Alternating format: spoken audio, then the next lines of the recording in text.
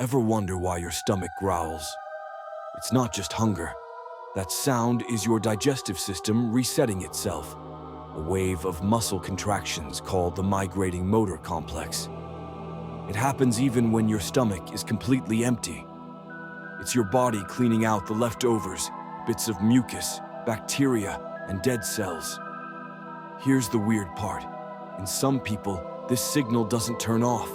The gut keeps purging over and over, like it's trying to get rid of something that isn't there. And when that happens, some researchers believe it may be linked to phantom fullness, a condition where your body feels bloated, but there's nothing inside. Follow the body files. Your body has habits it doesn't tell you about.